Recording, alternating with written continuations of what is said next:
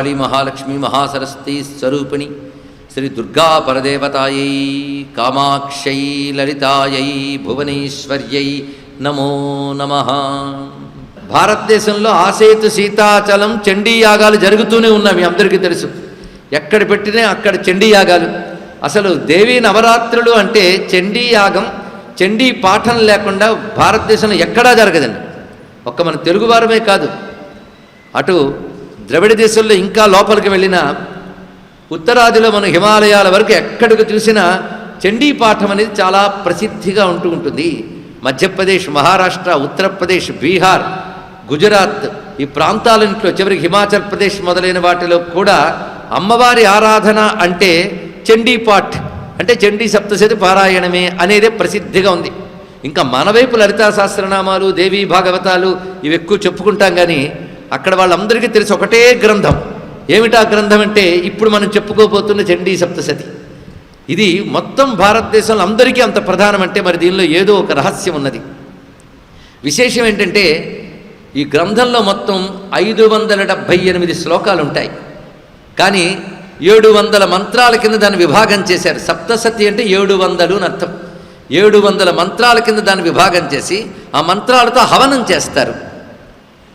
హోమం చేసేటప్పుడు ఆ మంత్రముల ద్వారా ఆ దేవతాశక్తి ఆవిర్భవించి ఆ హోమం చేసిన వారిని రక్షిస్తుంది, వారి సంకల్పాలను నెరవేర్చుతూ ఉంటుంది. నేటికి కూడా చండీ హోమములు చేసి అద్భుతమైన ఫలితాలు పొందిన వారి సంఖ్య అసంఖ్యాకం. అయితే ఇది జ్ఞానరూపమైన చండీయాగం. ఏ శ్రమ లేకుండా అందరూ కూర్చొని ఆ చండీదేవత యొక్క అనుగ్రహం పొందడానికి అనుకూలమైనటువంటి ఒక ప్రత్యేకమైన హవనం వాగ్రూపంలో ఇక్కడ జరగబోతున్నది. ఇది గ్రహించగలిగే వారు గ్రహించినంత. ఇది ఒక మహోపాసన, ఒక మహాయాగం, మహాయోగంగా మేము భావిస్తూ ఉపక్రమిస్తూ ఉన్నాం ఇక్కడ. అయితే చండీ సప్తశతి అనే లోకంలో వ్యవహారం ఉంది. అంటే 700 మంత్రాలు దీనిలో ఉన్నాయి కనుక చండీ సప్తశతి. కొందరు ఏం చేస్తారంటే దేవీ సప్తశతి అని కూడా వ్యవహరిస్తారు. మరికొంతమంది దుర్గా సప్తశతి అనడం కూడా కనబడుతున్నది.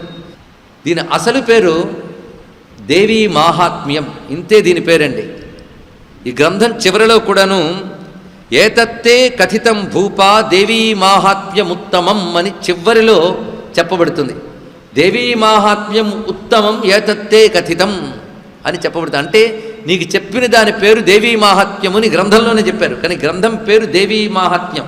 అంతేగాని చండీ సప్తశతిని గ్రంథానికి పేరు లేదు, దేవీ మాహాత్మ్యం అని మాత్రమే పేరున్నది ఇక్కడ. ఈ గ్రంథం ఎక్కడిది అంటే అష్టాదశ పురాణాల్లో ఒకటైనటువంటి మార్కండేయ పురాణంలో చెప్పబడుతూ ఉన్నటువంటిది. దీని మహిమ ఆశ్చర్యం. అసలు మార్కండేయ పురాణంలో ఒక 13 అధ్యాయాల గ్రంథం ఇదంతే.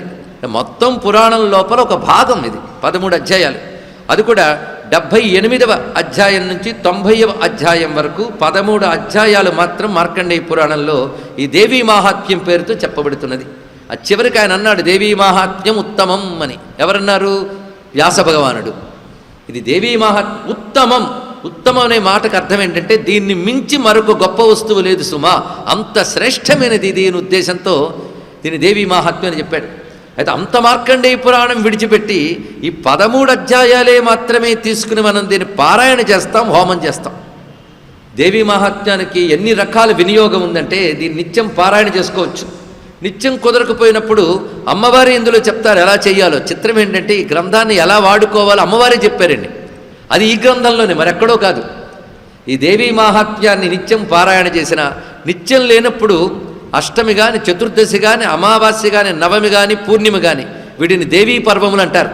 వాటి సమయంలో పారాయణ చేసిన, ఆఖరికి ఇలాంటి తిథులు కుదిరినా కుదరకపోయినా వాడికి ఏదో అనారోగ్యం ఏర్పడినా, దేశానికి ఉపద్రవం ఏర్పడినా ఆ దోషం తొలగడం కోసం, శాంతి కలగడం కోసం దీన్ని పారాయణ చేయాలి అని అమ్మవారి సూచన ఇచ్చారు.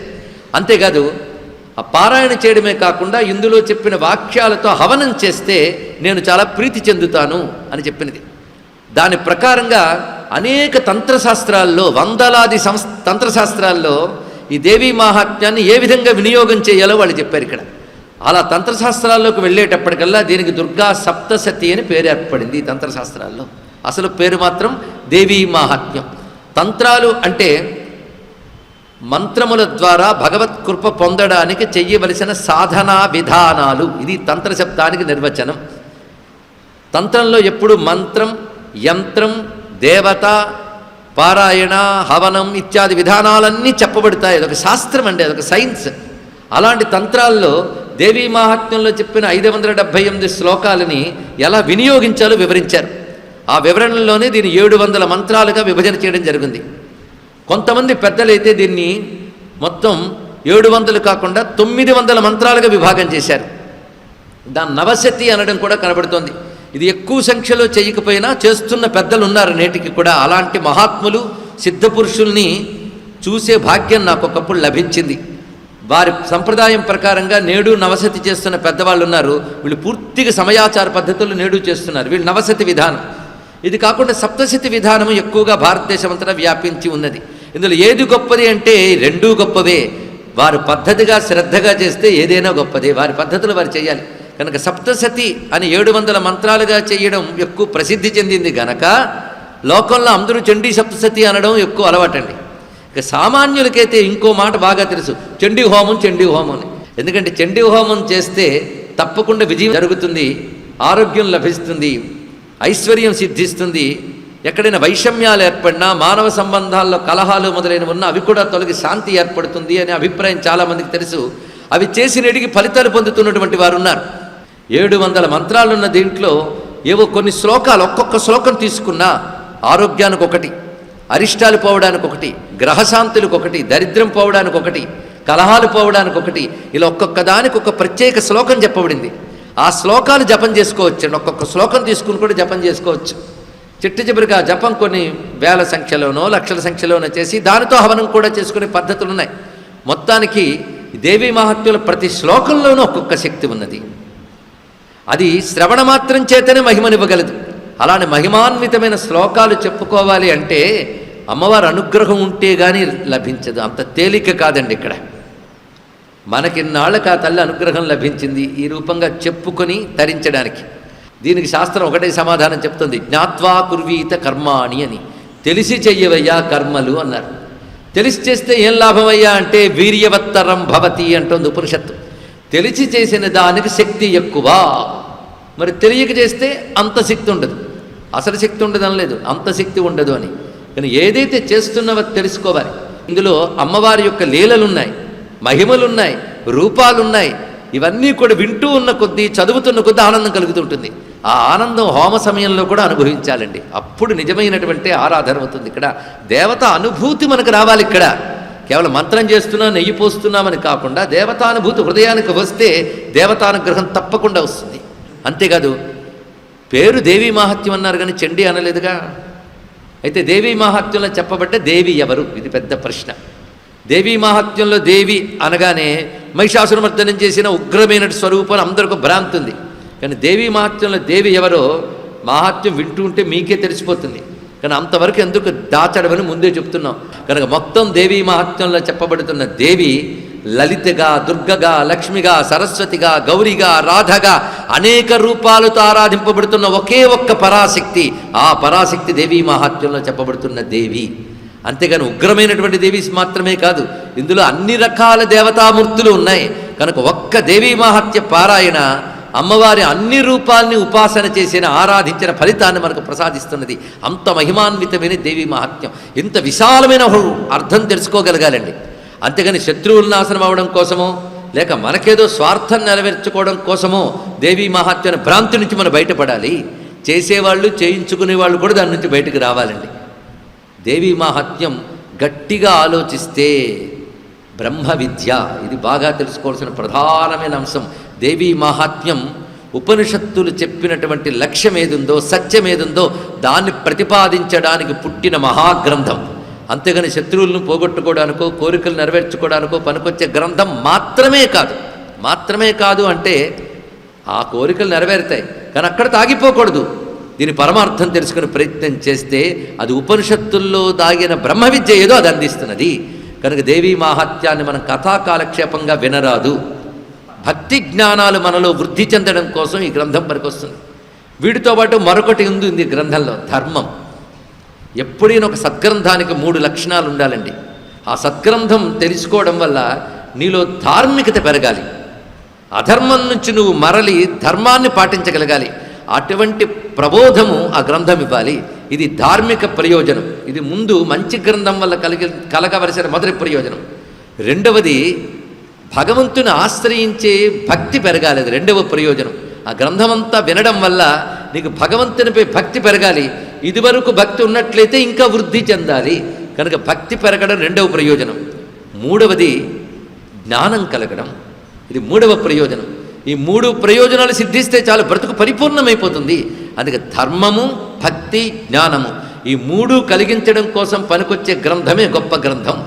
అంతేగాని కేవలం కోరికలు తీర్చుకోవడానికో శత్రువుల మీద ప్రయోగించడానికో పనికొచ్చే గ్రంథమైతే ఇంత ఉత్తమమైన విలువలు దానికి ఉండవు. కానీ దేవీ మహాత్మ్యంలో ఈ మూడు అంశములు ఉన్నాయి. ఏవి? ధర్మము, భక్తి, జ్ఞానము. ఈ మూడు ఇందులో మనకు లభిస్తూ ఉంటాయి. ఈ మూడింటిని గ్రహించడానికి మఠం వేసి కూర్చోవాలి. అదే సమయంలో ఇందులో ప్రతి శ్లోకం మంత్రమే కనుక దాన్ని మనం వ్యాఖ్యానం చేస్తూ ఉంటే మంత్రము అనగా శక్తిమంతమైన శబ్దము. ఇది నిర్వచనం. ఏ శబ్దములో సహజంగా ఒక దివ్యశక్తి ఉంటుందో దానికి మంత్రం అనాలి. ఈ దివ్యమైనటువంటి 578 శ్లోకాల్లో కూడా అటువంటి శక్తి ఉన్నది. అందుకే ఇదంతా మంత్రమే. ఇది ఇక్కడ కూర్చుని వింటూ ఉన్న ఈ ప్రాంగణమంతా శక్తివంతమై ఆ కూర్చున్న వారిని తరింపజేస్తుంది. అంత శక్తివంతమైనది ఇది. ఇప్పుడు ఆ దివ్యమైన గ్రంథంలోకి మనం ప్రవేశిస్తూ ఆ గ్రంథ దేవతకి నమస్కారం చేసుకుంటాం. చండీ శబ్దానికి అనేక రకాల అర్థాలు ఉన్నాయి. కానీ ఒక అర్థం అద్భుతంగా చెప్తున్నారు. దేశకాల వస్తు పరిచ్ఛిన్న రహిత చిచ్చక్తి చండీ. ఇది దీని అర్థం అండి. ఇక్కడ చండీ అంటే తీవ్రమైన అని అర్థంలో మనం చెప్పుకుంటాం. సూర్యుడిని మీరు చండభాస్కరుడు అన్నప్పుడు విన్నారా? చండభాస్కరుడు ఎప్పుడు అంటారు? గ్రీష్మకాలంలో అంటాం చండభాస్కరుడు. చండ అది పుంలింగం, చండీ స్త్రీలింగం. కానీ భాస్కరుడు చండ అయినప్పుడు మీరు చండ తీవ్రంగా ఉన్నాడంటారు. తీవ్రంగా ఉన్నాడంటే ఏంటో కాదండి, ఉన్న శక్తి అంతా బయటపెట్టాడని అర్థం. ఇక్కడ ఉన్న శక్తి అంతా బయటపెడితే చండీ. కనుక అమ్మవారి శక్తి పరిపూర్ణంగా బయటపడితే అదే చండీ అన్నారు. అంటే పరిపూర్ణ శక్తి స్వరూపుని, ఇది అర్థం. ఆ శక్తికి దేశము, కాలము, వస్తువు అని పరిమితి లేదు. నిజానికి వేదాంతంలో దేశకాల వస్తు పరిమితులు లేనటువంటి అనంతమైన శక్తి ఏదంటే బ్రహ్మశక్తి. అదే పరబ్రహ్మతత్వము అంటారు. దాన్నే చండీ అంటారు. ఇది ప్రధానమైన అర్థం. కనుక చండీ అనగా సాక్షాత్ బ్రహ్మ విద్యాది దేవత, సృష్టి స్థితిలయలను చేస్తున్న సర్వజ్ఞమైనటువంటి పరబ్రహ్మ యొక్క శక్తి. ఏ తల్లి సృష్టికి, స్థితికి, లయకి కూడా కారణమో ఆ శక్తిని చండీ అనాలి. కనుక చండీ అన్నా, దేవి అన్నా, దుర్గా అన్నా కూడాను సృష్టి స్థితిలయకారినైన పరాశక్తి. ఇది ప్రధానమైన అర్థం తీసుకుని ప్రారంభమవుతోంది గ్రంథం. సావర్ణి సూర్యతనయో యో మను గచ్చతేష్టమ నిశామయ తదుత్పత్తిం విస్తరాత్ గదతో మమ. ఇది ప్రారంభ శ్లోకం. సావర్ణి సూర్యతనయ యో మనుహు గచ్చతే అష్టమ. సావర్ణి అనే మనువు యొక్క చరిత్ర చెప్తూ ఉన్నాను అంటూ ఉన్నాడు మార్కండేయ మహర్షి. మార్కండేయ మహర్షి భాగురి అనేటువంటి మహానుభావుడికి చెప్పినదే మార్కండేయ పురాణం మొత్తం. పురాణంలో ఎప్పుడు కూడా మనువుల చరిత్ర చెప్తారు. అలాగ మొత్తం 14 మనువులు ఉన్నారు మనకి. ఆ మనువుల చరిత్ర చెప్తూ మధ్యలో సందర్భవశాత్తు 8వ మనువు యొక్క కథ చెప్తున్నాడు. ఆ 8వ మనువు కథ దేవీ మహాత్మ్యం అండి. అంతకుముందు 7 మనువుల కథలు అయిపోయాయి. ఈయన తర్వాత మళ్ళీ మరొక 6 కథలు రాబోతున్నాయి. అయినప్పటికీ వాళ్ళ కథలేవీ లేకుండా ఈ కథ ఒక్కడే తీసుకున్నారు. ఏమంటే ఎందరి మనువుల కథల్లో కేవలం సావర్ణి మనువు కథ మాత్రమే మనం ఎందుకు తీసుకున్నామంటే ఈ కథలోనే దేవీ మహాత్మ్యం ఉంది గనక. అంతే, దీనిలోనే దేవీ మహాత్మ్యం ఉంది కనుక ఇది మనువు కథ అయినప్పటికీ దేవీ మహాత్మ్యం ఉండడం వల్ల దీనికి మంత్రస్థానం ఏర్పడింది. అయ్యా మనువు కథ మాత్రమే కాదు. అయితే పురాణం మాత్రం మనువు కథ చెప్తున్నానే చెప్తోంది. సావర్ణి సూర్యతనయ. సావర్ణి అనబడేటువంటి మనువు యొక్క కథ. ఇతడు సూర్యపుత్రుడు. ఇతడు మనువుల లెక్కలో 8వ వాడు. యో మనుహు కచ్చతే అష్టమ. ఆయన యొక్క ఉత్పత్తిం, ఆయన ఏ విధంగా కలిగాడు అనేదాన్ని విస్తరాత్, విస్తారంగా చెప్తూ ఉన్నాను వినవయ్యా అంటున్నాడు మార్కండేయ మహర్షి. కానీ చెప్తున్నది కథా సందర్భంలో మనువుల కథలు చెప్తూ చెప్పాడు. మొత్తం 14 మనువులు మనకి. మొట్టమొదటి మనువు స్వయంభూ మనువు, ఆ తర్వాత స్వారోచిష మనువు, 2వ మనువు. ఈ 2వ మనువు గురించి మార్కండేయుడు చెప్పినటువంటి కథని తీసుకునే కృష్ణదేవరాయలు నిండు సభలో అంటాడు, మనువుల కథలు విన్నా, పఠించినా, పారాయణ చేసినా పాపాలు పోతాయి, జన్మ చరితార్థమవుతుంది కనుక ఓ మహానుభావ నాకు స్వారోచిష మనువు యొక్క చరిత్రని ప్రబంధంగా రాయమని కోరుకున్నాడు కృష్ణదేవరాయలు, ఒక తెలుగు కవిని. ఆ కవి పేరే అల్లసాని పెద్దన. ఆయన ఈ రెండవ మనువైనటువంటి స్వారోచిష మనువు యొక్క చరిత్రని స్వారోచిష మనుసంభవము అనే పేరుతో మను చరిత్రగా రచించాడు. మార్కండేయ పురాణంలో రెండవ చరిత్ర స్వారోచిష మనువు యొక్క చరిత్ర. ఆ తర్వాత వరుసగా ఉత్తముడు, తామసుడు, రైవతుడు, చాక్షుషుడు, వైవస్వతుడు 7 మనువులయ్యారు. వాళ్ళ చరిత్రలు చెప్పారు. ఆ తర్వాత 8వ మనువు చరిత్ర ప్రారంభిస్తూ సావర్ణి చరిత్ర చెప్తున్నాను వినవయ్యా అన్నాడు. ఆ తర్వాత మనువుల పేర్లు ఒక్కసారి చెప్పుకుందాం. దక్ష సావర్ణి, బ్రహ్మ సావర్ణి, ధర్మ సావర్ణి, రుద్ర సావర్ణి, దేవ సావర్ణి, ఇంద్ర సావర్ణి. మొత్తం సావర్ణి తర్వాత 7 కూడాను సావర్ణి నామాంతోనే ఉన్నారు. ముందు వారికి అలా లేదు. అంటే సావర్ణి మన్వంతరం అంత ప్రధానం. సావర్ణి యొక్క పేర్లు తర్వాత వాళ్ళకి కూడా వచ్చాయి అంటే సావర్ణి ఎంత ముఖ్యమైన వాడు. అలాంటి సావర్ణి అయినటువంటి 8వ మనువు యొక్క కథ నీకు చెప్తున్నాను అని ప్రారంభించాడు. ఈ శ్లోకంలో దాగిన ఆంతర్యం ఒక్కడి పరిశీలిద్దాం. ఎందుకంటే ఇలా 578 శ్లోకాల్లోనూ ఉవాచలతో కూడా కలుపుకుంటే 700 వాక్యాలలో కూడా మంత్రాలు ఉన్నాయి, బీజాక్షరాలు ఉన్నాయండి. ఇక్కడ బయటకు చూస్తుంటే శ్లోకాలు, లోపల బీజాక్షరం ఉంటుంది. బీజాక్షరం నేరుగా చేయకుండా శ్లోకంలో పెట్టారు. అలాగే చేయాలి తప్ప నేరుగా చేయరాదు, శ్లోకంలో పెడతారు. ఉదాహరణకి ఇందులో ఏ బీజాక్షరం పెట్టుంటారో పరిశీలిద్దాం. అసలు ఇది చాలా ప్రధానమైన శ్లోకం. ఇది సావర్ణి కథ కదా, మరి దేవీ మహాత్మ్యం ఎందుకు అయ్యింది అంటే ఈ శ్లోకంలో నాంతర్యాన్ని పరిశీలిద్దాం. సావర్ణి సూర్యతనయ యో మనుహు కచ్చతే అష్టమః. మనుహు అంటే మనువు అనొక అర్థం, మనుహు అంటే శాస్త్రంలో మంత్రమును మరొకర్థం. ఇందులో ఒక మంత్రం గురించి చెప్పబోతున్నాను అంటున్నాడు మార్కండేయుడు. ఏంటి ఆ మంత్రము ఇప్పుడు వివరిస్తున్నారు, మీరు జాగ్రత్తగా చూడండి. సా అనే మాటకి సంస్కృతంలో ఆమె అని అర్థం. ఆమె కనుక ఇది సా కథ అంటే ఆమె యొక్క కథ అన్నాడు. ఆమె అంటే ఎవరు? దేవి అనొచ్చుగా, ఆమెను ఎందుకు అనలేదు? ఇది ఆలోచించాలి. ఆమె అని ఎప్పుడు అంటారో తెలుసా? ఈమె అని చెప్పలేనప్పుడు. నువ్వు ఈమె అని చేత్తో చూపించలేనప్పుడు ఆమె అంటావు. అంటే ఇంద్రియాలకు గోచరం కానటువంటి ఒక మహాశక్తి ఎవరో ఆమె పేరు సా అన్నాడు. ఇక్కడ నిజంగా స్త్రీలింగంలో చెప్పాలి గనక సా అన్నారు, పుంలింగంలో చెప్తే సహ అంటారు. నిజానికి అది సహ లేదా సా ఏమిటయ్యా అంటే తత్ అన్నారు. ఇక్కడ అది ఆశ్చర్యం. తత్ చితిస్ తత్పద లక్ష్యార్థ చిదేకర స్వరూపిణి. తత్ అనే ఒక మాట ఉందండి సంస్కృతంలో. తత్ అంటే అది అని అర్థం. ఈ తచ్చబ్దము దేన్ని తెలియజేస్తుందయ్యా అంటే చితిస్ తత్పద లక్ష్యార్థ. తత్ అనేది ఈ సృష్టినంతటిని నడుపుతూ సృష్టికి అతీతమై ఉన్న ఏ దివ్యశక్తి ఉందో దాన్ని తెలియజేస్తుంది. దీన్ని ఉపనిషత్తు పరబ్రహ్మ అన్నారు. ఆ పరబ్రహ్మకి సంబంధించిన పదం తత్. అందుకే గాయత్రి మంత్రంలో మొదటి అక్షరం తత్.